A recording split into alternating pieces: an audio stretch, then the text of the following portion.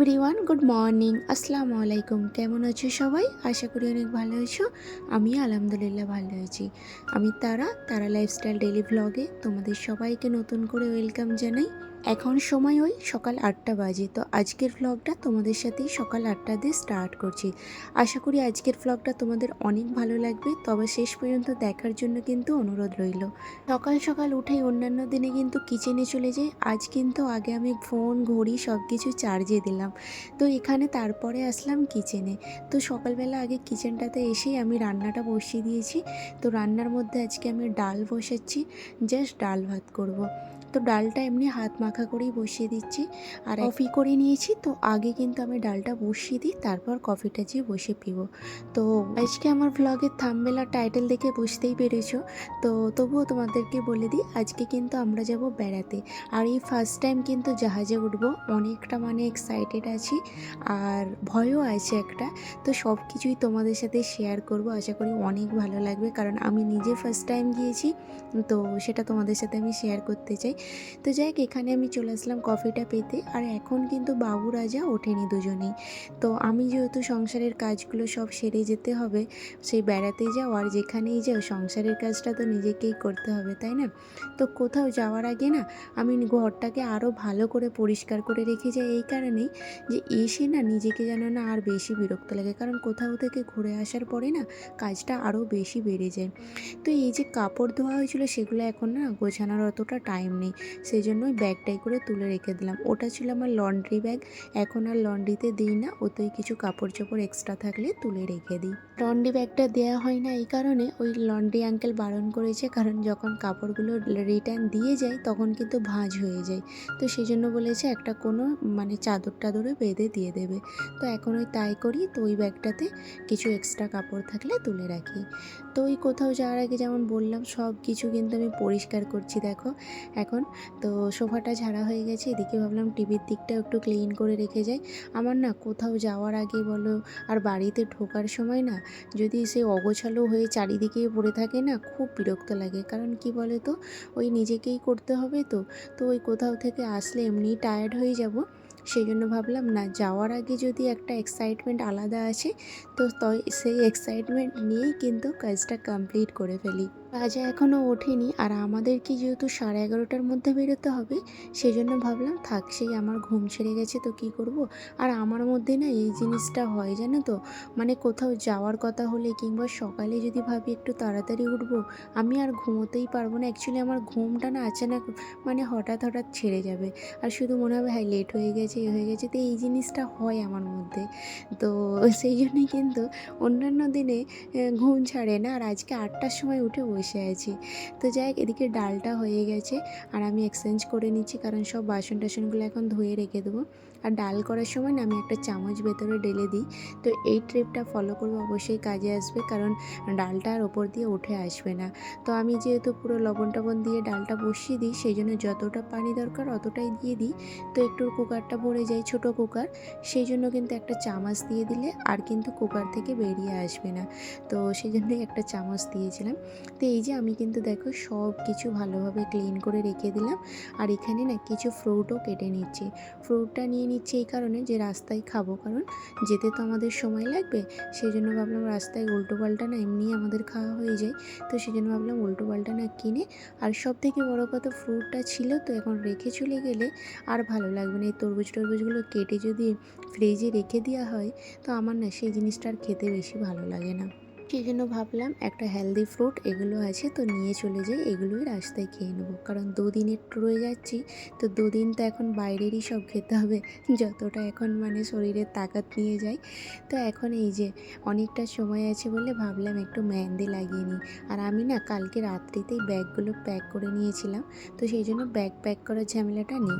এই যে আমি না চায়না মেহেন্দি একটা কিনে রেখেছি, তো কোথাও যাওয়ার সময় হলে আমি একটু দিয়ে দিই, আমার না উংলিগুলোই মেহেন্দি দিতে নিতে বেশ ভালো লাগে। তো রাজা যেহেতু এখনও ওঠেনি, ওই 10 মিনিটের জন্য রাখলেই হয়ে যায়, ওতেই ভালো, কিন্তু কালারটাও অনেক দিন থাকে। তো সেই জন্য কিন্তু আমি ওই মেহেন্দিটা সবসময় একটা করে আমার কাছে রেখে দিই, যে কোথাও যাওয়ার হলে আমি ওটা লাগিয়ে নেবো। তো এই যে ডাল ভাত আর ডিম ভাজা, বাস এর থেকে তৃপ্তি খাবার না আর হয় না আমার মনে হয়।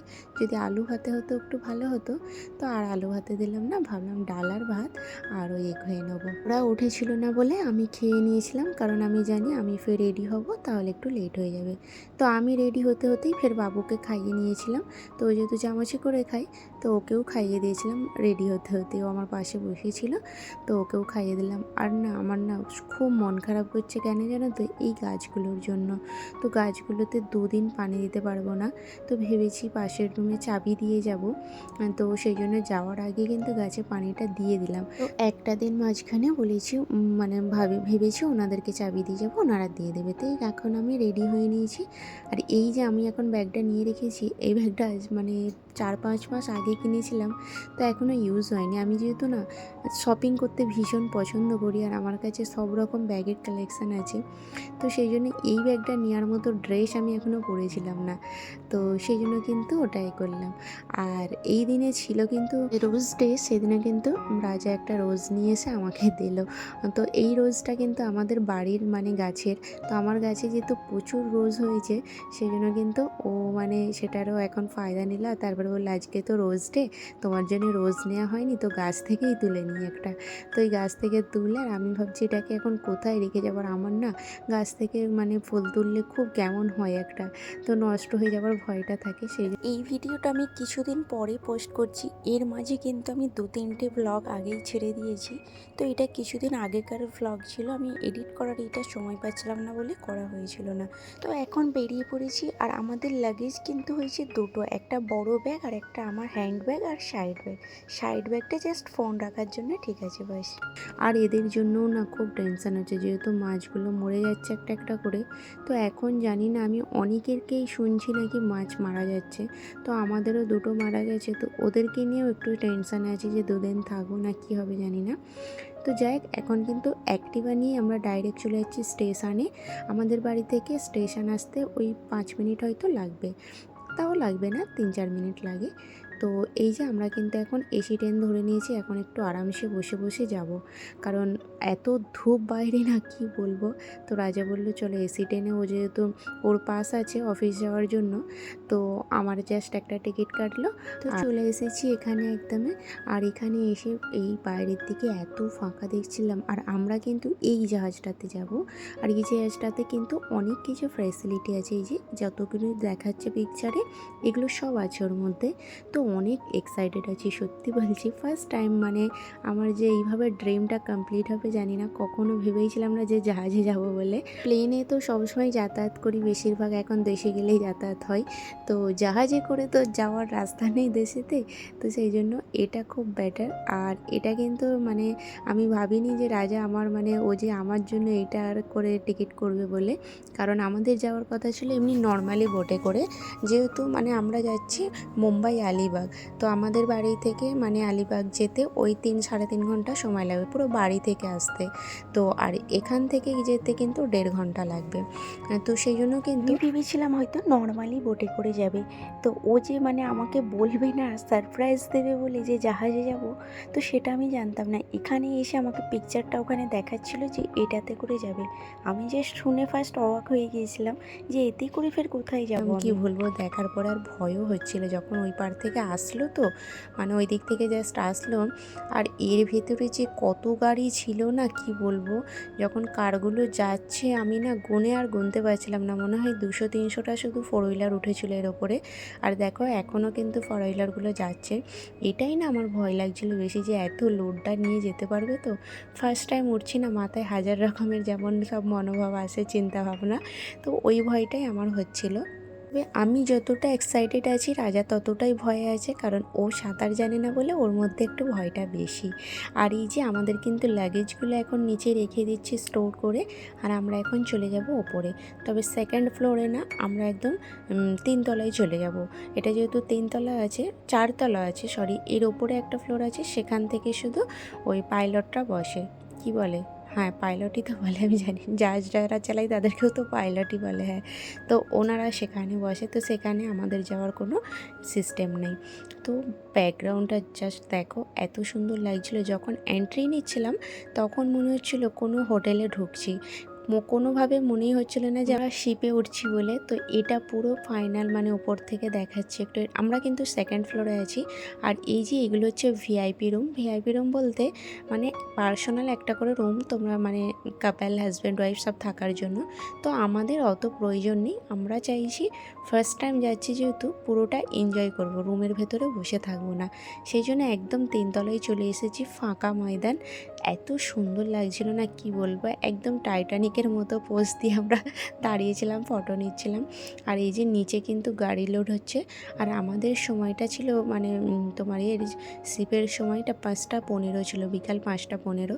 তো এখন ওই 5:30 বেজে গিয়েছে। তো যেহেতু মুম্বাই মানে সন্ধ্যা হতে ওই 6:30 পৌনে 7টা বেজে যায়, সে অনুযায়ী কিন্তু দেখো আমরা চলে এসেছি এখানে, কিন্তু এখনও অন্ধকার হয়নি। তো এখন আমরা শুধু চারিদিকে ঘুরেই যাচ্ছি, কারণ আমরা বলেছি ঘুরতে এসে মানে ফার্স্ট টাইম ঘুরছি মানে ঘুরেই যাব। তো আমাকে এখানে রাজা জিজ্ঞাসা করছিল যে কেমন লাগছে তোমার। আমার তো খুবই ভালো লাগছিল, সত্যি বলছি, ফার্স্ট টাইম আমি দেখছি মানে একটা আলাদাই মানে ভালো লাগছিল। তো এখন আমরা চলে যাচ্ছি 3 তলার ওপরে। আর 3 তলার ওপর দিয়ে দেখো ওপরের ভিউটা না এত সুন্দর লাগছিল, কি বলবো। যেহেতু একটু সন্ধ্যা সন্ধ্যা হয়ে আসছে এবার, তেমনভাবে কিন্তু পানির কালারটা বোঝা যাচ্ছিল না, কিন্তু সামনে থেকে অসাধারণ লাগছিল। আর সবাই তো ছেলেমেয়েরা শুধু ফটোই তুলে যাচ্ছে, সব বেশিরভাগ না এখানে কাপল রয়েছে, তো সিঙ্গেল খুব কম। আর আলিবাগটা যেহেতু একটা ট্যুরিস্ট প্লেস,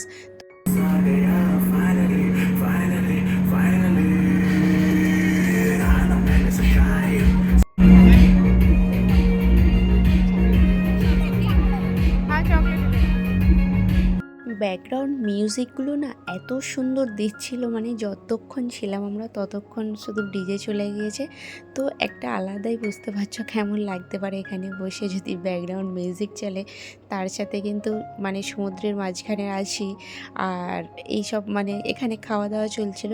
আর এখানে না মানে এত খাবারের রেট বেশি, কি বলবো। তো একটা স্যান্ডউইচ নিয়েছে 350 টাকা। তারপরে ওই যে একটা পেস্ট্রি, বাবুর জন্য ছোটো মতো একটা পেস্ট্রি নিয়েছিলাম, সেই পেস্ট্রিটা নিয়েছে 350 টাকা। তো আমি জাস্ট অবাক হয়ে গেছিলাম, একটু কিছু খেতে গেলেই এত দাম। তো এখানে কিছু আমরা ফটো নিয়ে নিয়েছিলাম, ফটোগুলো তো জাস্ট ওয়াও এসেছে আমাদের। তো বেশ ভালো লাগছিলো, কিন্তু অনেকটা সময় আমরা যতক্ষণ ছিলাম না খুব এনজয় করে কাটিয়েছিলাম। তাহলে চলো এনজয় করতে করতে তোমাদের কয়েকটা কমেন্টের উত্তর দিয়ে দিই। তো আমাকে এখানে রবি দিদিভাই কমেন্ট করেছে, মাশাআল্লাহ আপু অনেক সুন্দর হয়েছে। তো অনেক ধন্যবাদ দিদিভাই, এইভাবেই কিন্তু আমার পাশে থেকো। আর সিমরান শেখ কমেন্ট করেছে, কি সুন্দর করে গোছালে গো আলমারিটা, মানে ওই ড্রেসিং টেবিলটা গুছিয়েছিলাম। তো অনেক ধন্যবাদ তোমাদের সবাইকে, এইভাবেই কিন্তু আমার পাশে থেকো। মিশ কিচেন থেকে দিদিভাই কমেন্ট করেছে, খুব সুন্দর লাগলো ভ্লগটা, মন দিয়ে দেখলাম, ভালো থেকো বোন। অনেক ধন্যবাদ দিদিভাই তোমাকেও, তুমিও অনেক ভালো থেকো। আর প্রত্যেক দিন আমার ভ্লগ দেখার জন্য তোমাদের সবাইকে অনেক অনেক ধন্যবাদ। আর জান্নাত দিদিভাই বলেছে, হিজাব মে বহুত अच्छे लग रहे हो। তো থ্যাংক ইউ সো মাচ দিদিভাই। আর চেয়েছিল আমার কিচেন ট্যুর, তো অবশ্যই আমি তোমাদের সাথে শেয়ার করব কিছুদিন পরেই। তো তোমরা এইভাবেই কিন্তু আমার পাশে থেকো। আর তোমাদের যে ভ্লগ ভালো লাগছে, আমারও কিন্তু অনেক ভালো লাগছে। তো এখন যে যেখান থেকে দেখছো, প্লিজ আমার চ্যানেলটিকে সাবস্ক্রাইব করে পাশে থেকো, একদম নতুন চ্যানেল, কিন্তু তোমাদের সাপোর্ট আমার অনেক প্রয়োজন। যাই হোক, কথা বলতে বলতে চলে আসলাম। আর আমরা না এমন রাস্তা দিয়ে আসছিলাম, আমাদেরকে যে কোথায় থেকে মানে জিপিএস নিয়ে আসলো, কি বলবো, গুগল সার্চ করে আমরা আসছিলাম। এই বলে না, নিজের আইডিয়াতে আমরা কিন্তু অটোওয়ালার আইডিয়া নিচ্ছিলাম না, যেহেতু আমরা ম্যাপ ধরে আসছিলাম। তো পুরো আমাদেরকে পেছন রাস্তা দিয়ে নিয়ে আসছে, ব্যাক সাইডের রাস্তা, ফ্রন্ট সাইডের রাস্তা থেকে নিয়ে আসেনি। তো এত ভয় লাগছিলো যে কি বলবো, কারণ এত রাত্রি হয়ে গেছিলো আসতে। তারপরে কিন্তু তো গ্রামের ভেতর থেকে একদম অন্ধকার রাস্তা, আমরা সবাই ভয় খেয়ে গেছিলাম, ইভেন অটোওয়ালাও ভয় খেয়ে গেছিলো যে মানে কোথায় তোমরা আমাদেরকে মানে ম্যাপ ধরে নিয়ে আসছো, আমার কথাতে আসলে না। তো এরকম একটা ব্যাপার ছিল। তারপরে ফাইনালি আমি দেখতে পেলাম যে দূরে লাইট জ্বলছে। তো আমরা বললাম ঠিক আছে এই রাস্তাটা কোথায় যাচ্ছে শেষ হয় দেখি। তো ওখানে কিন্তু লাইট জ্বলছে, তো ওনারা বিশ্বাস করছিল না, মানে রাজা, অটোওয়ালা সবাই। তারপরে আমার কথা শুনেই কিন্তু আসলো। তো ফাইনালি এখানে পৌঁছালাম। তো এখানে এসে দেখছি সব ক্যাম্প বুক হয়ে গেছে আগে থেকে। আমাদের যেহেতু মর্নিংয়েই বুক করেছিলাম, তো আমাদের মানে ক্যাম্পটা যে দিয়েছে না একদম ব্যাক সাইডে, তো সেটা নিয়ে আমরা একটু প্রবলেম করছিলাম যে আমরা ছেড়ে দেবো এখানে, কারণ এর পাশেই একটা ক্যাম্প আছে, সেটাও দেখছিলাম বেশ ভালো। তবে হ্যাঁ বলি, আমরা কোনো হোটেলে কিন্তু যাচ্ছি না, আমরা আজকের নাইট কাটাতে এসেছি ক্যাম্পে। দারুণ এনজয় হয়েছি। এই ভ্লগটা কালকে আমি তোমাদের সাথে শেয়ার করব। এখানে তো মানে গ্রুপ ডান্স হচ্ছে, এত সুন্দর ব্যাকগ্রাউন্ড মিউজিক চলছিল, শুধু কপিরাইটের ভয়ে আমি দিতে পারছি না। কালকের ভ্লগটা তোমাদের অনেক ভালো লাগবে, তো সেটা দেখার জন্য প্লিজ আমার চ্যানেলটিকে সাবস্ক্রাইব করে কিন্তু পাশে থাকবে। তাহলে চলো আজকের মতো ভিডিওটা আমি এখানেই শেষ করলাম। আর পুরো ভিডিওটা কেমন লাগলো অবশ্যই জানিও। দেখা হচ্ছে কিন্তু নেক্সট ভিডিও।